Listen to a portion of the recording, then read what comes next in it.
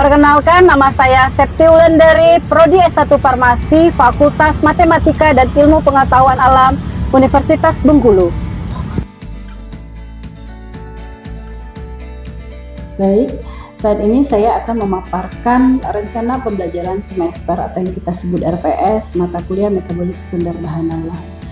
Mata kuliah Metabolik Sekunder Bahan Alam ini merupakan mata kuliah wajib pada S1 Farmasi Universitas Bengkulu dengan bobot SKS 3 SKS, 2 SKS untuk teori dan 1 SKS untuk praktikum.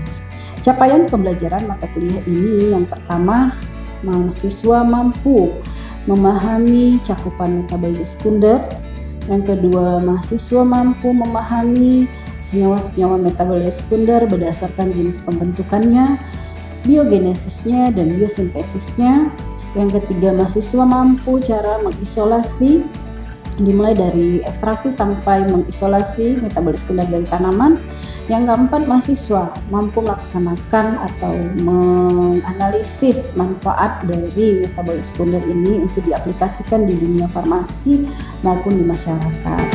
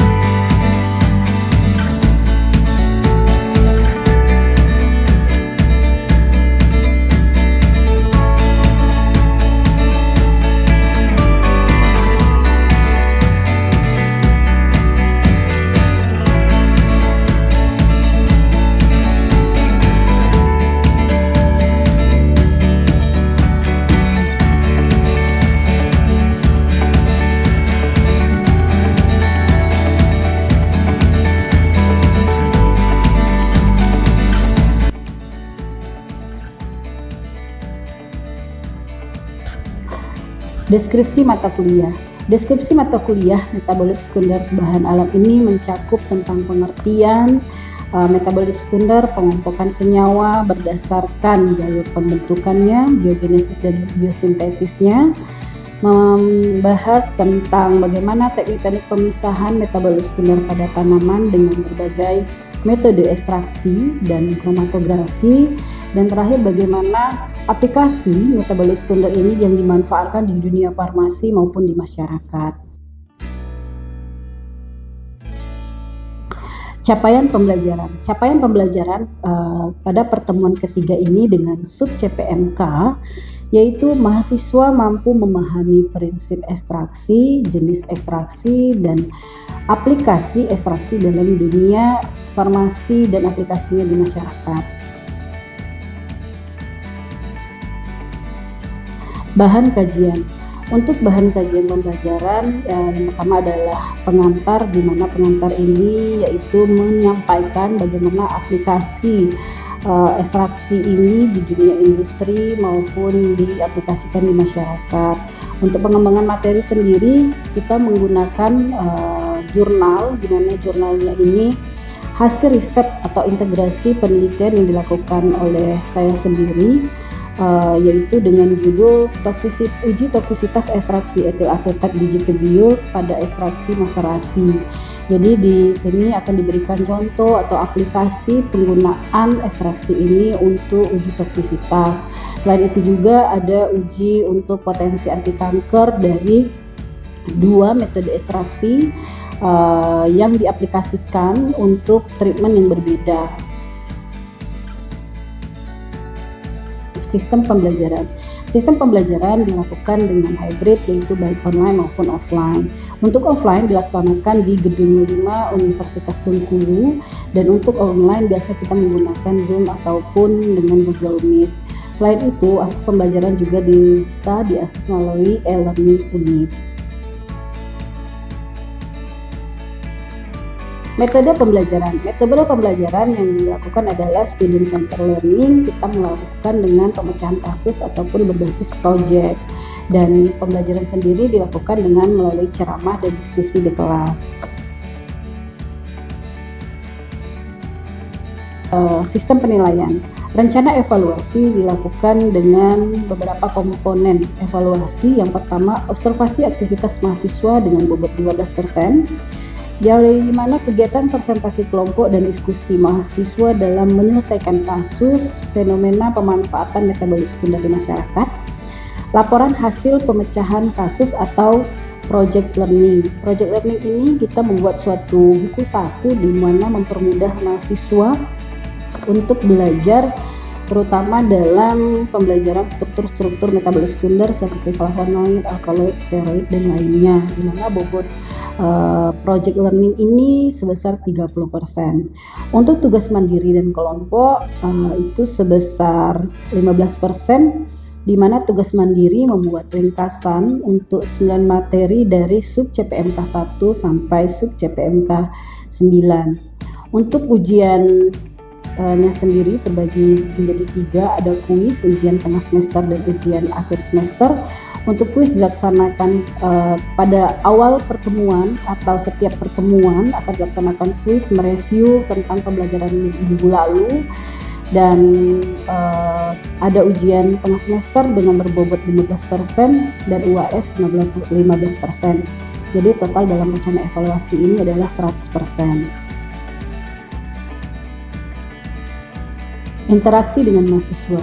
Interaksi dengan mahasiswa dilakukan dengan sesi diskusi, sehingga dalam pembelajaran itu akan ada keaktifan dan diskusinya akan lebih hidup melalui dengan pertanyaan, mendengarkan pendapat dari mahasiswa, mendengarkan pemahaman dari mahasiswa dengan memberikan apresiasi dan memberikan feedback kembali.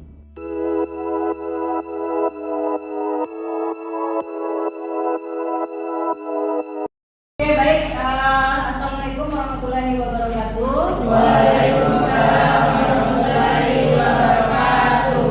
Selamat sore. Sore Ibu. Sebelumnya saya ucapkan terima kasih ya sudah menghadiri perkuliahan kita metabolit sekunder bahan alam di hari ini. Gimana kabarnya, baik? Baik. Baik ya. Jadi kita bisa kuliah dengan maksimal ya, gitu ya. Jadi minggu lalu kita sudah belajar tentang apa aja? Ekstraksi. Metode ekstraksi. Apa aja metode ekstraksinya? Ada yang bisa jawab? Ya, silakan Anissa.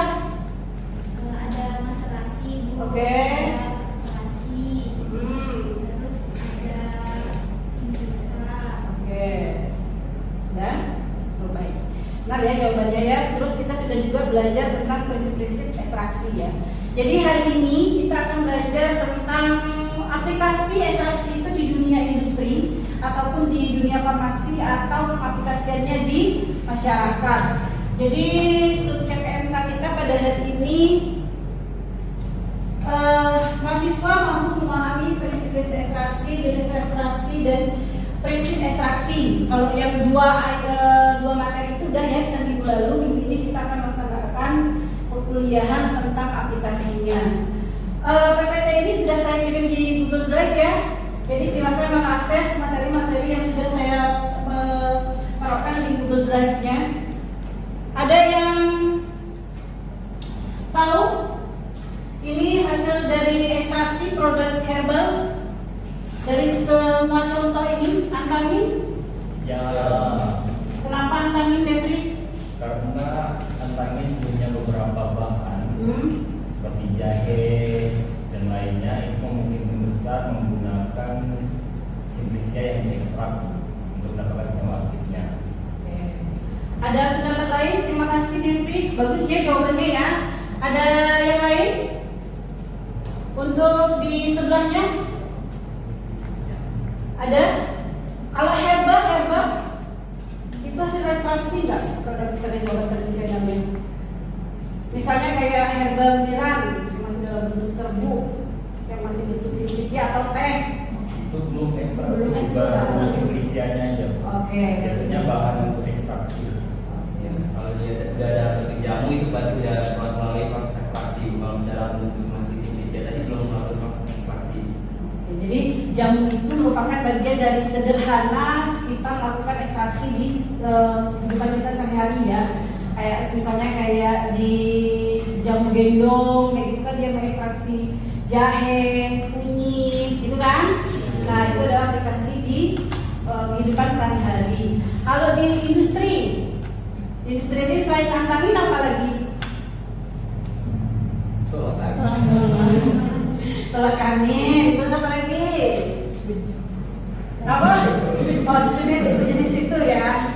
Oke, jadi ini adalah bentuk pemanfaatan metabolit sekunder itu yang sudah diekstraksi dalam suatu pengobatan tradisional. Nah, kita belajar metabolit sekunder kemarin belajar tentang apa? Flavonoid, terus flavonoid, cannabis, nah di dalamnya dikasih contoh antangin, tolak angin, terus apa lagi tadi? Bejo itu ya, itu kandungannya apa kira-kira? Yang berkhasiat sebagai meningkatkan kesehatan apa? Contohnya apa? Salah satunya ada flavonoid itu Oke, sebagai flavonoid. antioksidan sehingga bisa meningkatkan sistem kekebalan tubuh. Oke. Ada lagi? Bagus ya jawabannya ya. Kita kasih aplaus dulu. Oke, ada lagi tambahan? Ada cukup? Ya, jadi di dalam tolak angin yang sudah menjadi suatu produk, baik itu diaplikasikan di masyarakat, misalnya jamu tadi ya, ataupun yang sudah dibawa ke produksi obat tradisional, seperti di Sido Muncul ini, biasanya mengandung flavonoid, yaitu antioksidan. Dia mampu menstimulus antibodi, ya. Inilah dimanfaatkan oleh masyarakat. Jadi kita harus mempunyai mindset yang luas nih. Jadi kalau setelah lulus farmasi jangan hanya cuma sekedar mau kerja di apotek atau di rumah sakit atau boleh, tapi kita juga ada kesempatan kalau kita belajar metabolit sekunder ini untuk melakukan entrepreneurship ya. Oke, selanjutnya kita ada kuis. Silakan mengakses kuis ini di e-learning ya untuk dijawab. Soal pertama, ini kita mereview pertanyaan materi-materi minggu lalu ya. Silakan dijawab dulu melalui e-learning. Jadi sediaan pekat yang diperoleh dengan cara mengekstraksi zat aktif dengan menggunakan pelarut yang sesuai. Kemudian semua atau hampir semua pelarut diuapkan dan massa atau serbuk tersisa diperlakukan sedemikian hingga memenuhi bahan baku yang ditetapkan. Itu disebut apa? Ya. kedua, setelah percobaan suatu ekstraksi, selanjutnya sampel dimasukkan ke dalam rotary evaporator ya, untuk menempatkan sampel, B untuk mengalirkan sari yang telah didapatkan, C untuk mendapatkan sari yang lebih banyak, D untuk mengirimkan sampel. Udah dijawab? Sudah? Oke, soal nomor 1 apa jawabannya? Apa? Ayo. Apa namanya? Ekstrak. Hah? Ekstrak Bu. Ekstrak apa maserat?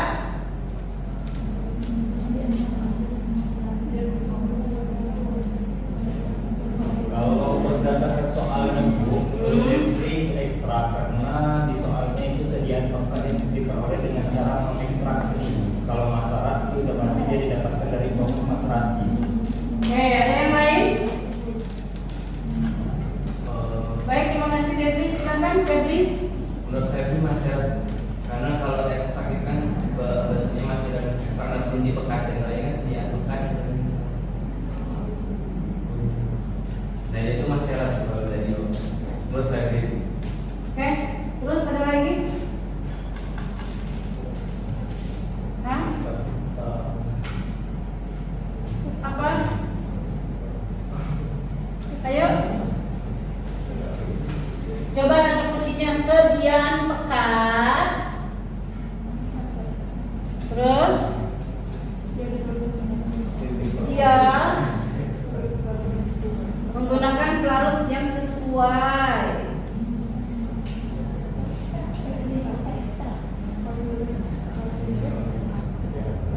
Coba sampaikan analisisnya. Sediaan pekat yang diperoleh. Ayo.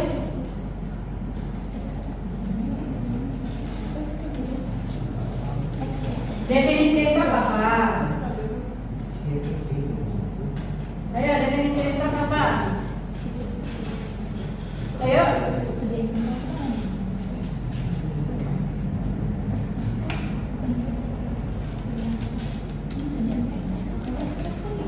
Sediaan pekat, kalau masyarakat masih memungkinkan dia cair. Iya. Hah? Iya, sebenarnya agak mengecoh ya. Sebenarnya itu sediaan pekat. Sebenarnya sudah ada di sediaan pekat yang diperoleh. Jadi apa jawabannya? Tulis yang kedua, setelah percobaan suatu ekstraksi dilakukan evaporator. Apa fungsinya?